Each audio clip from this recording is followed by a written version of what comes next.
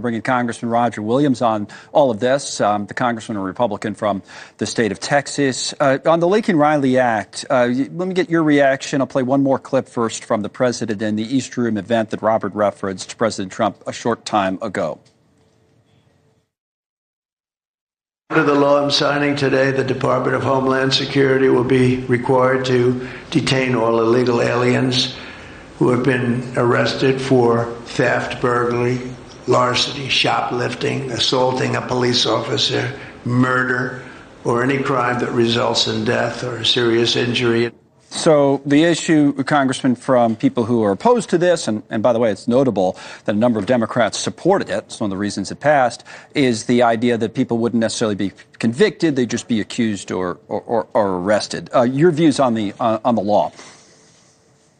Well, I mean, I think it's great. I was one of the co-signers of it. And, of course, it reminds everybody now we are a land of laws, and you can't come over here illegally to begin with. And if you do things other than that, you're going to pay the price. So, I mean, the law is great. It's well needed. It was easy. You know, I couldn't understand when we voted on it, how we had so many people in the House vote against the doggone thing. But we did. But I'm glad it passed today. I'm glad it was signed by the president today. And the use of Guantanamo is another good program. You like that, too. Okay, so let's talk about this a little bit, because immigration's been a huge topic, of course, since the president took over. It's only been a little bit more than a week, but we've seen encounters along the southern border. I'm sure you're watching that in Texas that have been down. We see the ICE arrests through these raids and what have you going up, maybe 1,000 a day in some cases. So those are the numbers. We've also been having discussions on all sides about kind of what comes next and what the fears are. For example, on the Democratic side, we had a couple of lawmakers from New York in here. This debate, it's going to be interesting. Sanctuary cities, what's going to happen? And one's the public advocate, Jumaane Williams, another member of the city council, Tiffany Caban. And here's what they said. I want to hear your views. This was yesterday. The reality is that whether you are a citizen or a non-citizen, if you commit a crime here in New York, we have a criminal legal system. We have a law enforcement system, and everybody is subject to that. Sanctuary cities is about coordination. Okay. It just says that law enforcement cannot coordinate with ICE except for about 170 major felonies, including violent crimes. Mm-hmm. So this apparatus and what we're talking about already exists. So what would you say about the relationship between the federal government and the cities and how that's going to develop and impact the president's agenda, or will it? Well, the federal government's responsible for keeping America safe. The president's responsible for that. That we've seen some of the cities, these sanctuary cities, are not participating per se. But the fact of the matter is, if you're here illegally, you're here illegally. You're breaking the law.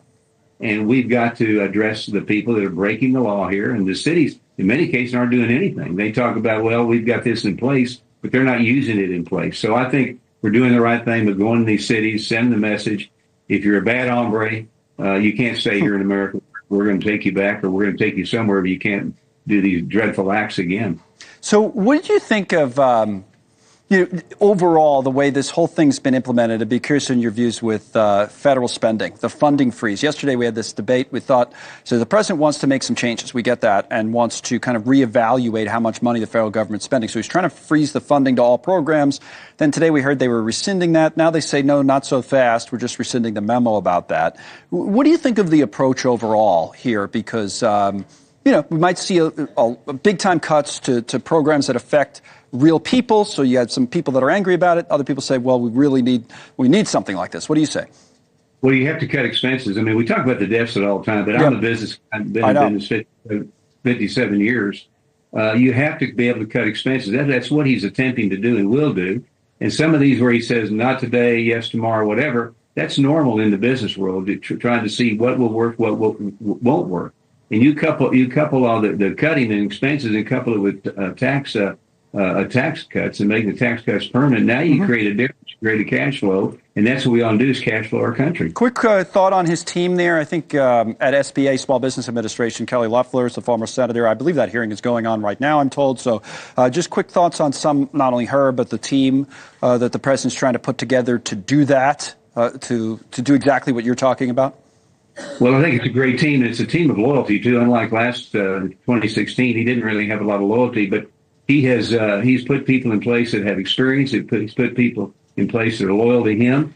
Some of the ones that come in, I'm anxious to deal with Senator Loeffler. In my chairmanship of the Small Business Committee, we oversee the SBA, so we'll be dealing with her. Duffy, a good friend of mine, transportation. I'm in the car business. Right. He's going to do a job. I think they'll all get through too. I know Robert Kennedy's going through his right now, but I think all the appointments will get through. They should get through. The president wanted a mandate, and it should be the president be able to pick the people that make things happen. Okay, so you think they all get through. Kind of unfortunate, though, Congressman, taking that shot at Trump team number one, because the next guest is Mick Mulvaney, who had served as his chief of staff. Well, so hopefully Mick's earpiece. Oh, of course. You're the politician. I'm sure his earpiece wasn't working. So thank you for coming on, Congressman from Texas. And for more.